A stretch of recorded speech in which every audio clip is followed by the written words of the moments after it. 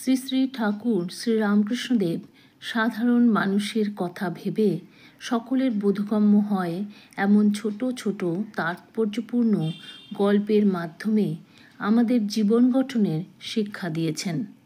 তিনি বলেছেন, জীবনের প্রকৃত মূল্য কাজের ধরনে নয়, বরং সততা, নিষ্ঠা ও নৈতিকতার মধ্যে লুকিয়ে থাকে।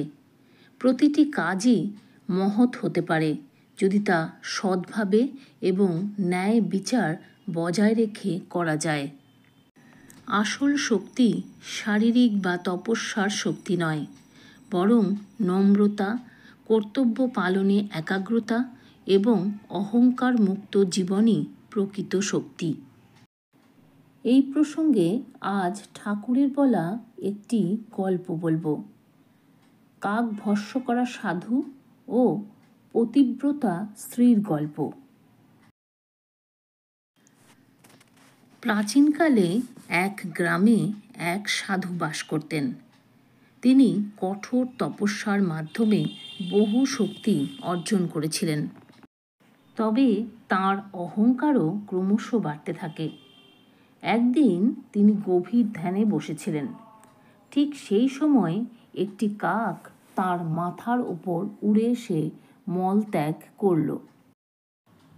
সাধু রেগে গিয়ে তার দিকে তাকালেন এবং নিজের তপস্যার শক্তি দিয়ে কাকটিকে ভস্ম করে দিলেন। এতে তাঁর আত্মবিশ্বাস আরও বেড়ে গেল এবং তিনি ভাবলেন যে তিনি অসীম শক্তিধর। পরের দিন তিনি ভিক্ষা চাইতে এক গ্রামে গেলেন। একটি বাড়ির দরজায় গিয়ে তিনি ভিক্ষাং দেহি বলে ডাকলেন।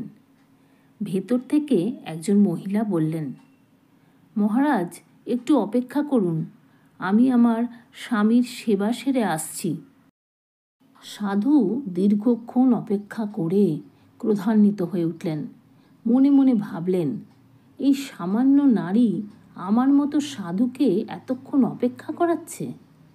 জানে না তো এক মুহূর্তে আমি ওকে ভস্ম করে দিতে পারি। ঠিক সেই সময়ই ওই সতী সাধ্বী স্ত্রী দরজা খুললেন। অত্যন্ত বিনয়ের সঙ্গে বললেন, আমি পতি সেবায় ব্যস্ত ছিলাম মহারাজ, তাই একটু দেরি হয়ে গেল। হঠাৎ সাধুর দিকে চেয়ে পতিব্রতা স্ত্রী বলে উঠলেন, সাধু মহারাজ, আমি আপনার রাগ দেখতে পাচ্ছি। আর আপনি কি ভাবছেন, কাকের মতো আমাকেও ভস্ম করে দেবেন? এই কথা শুনে সাধু হতভম্ব হয়ে গেলেন। তিনি অবাক হলেন এই ভেবে যে একজন সাধারণ নারী কিভাবে তাঁর মতো বড় সাধকের মনের কথা বুঝতে পারল। সাধু তার ভুল বুঝতে পারলেন। তিনি বুঝলেন যে তাঁর এত দিনকার কঠোর তপস্যা একজন কর্তব্যপরায়ণ সংসারী স্ত্রী সহজেই আয়ত্ত করেছে। তিনি তাঁর অহংকার ত্যাগ করলেন এবং ওই মহিলার কাছে ক্ষমা প্রার্থনা করলেন। সাধু উপলব্ধি করলেন, আসল শক্তি অর্জন করতে সাধু হওয়ার প্রয়োজন নেই। সংসারে থেকে আত্মসংযম, নম্রতা ও কর্তব্য পালনে অবিচল থেকেও আত্মিক উন্নতি ঘটানো সম্ভব। জয় গুরু। ভিডিওটি ভালো লেগে থাকলে লাইক, কমেন্ট এবং সাবস্ক্রাইব করে পাশে থাকার অনুরোধ রইল। ধন্যবাদ।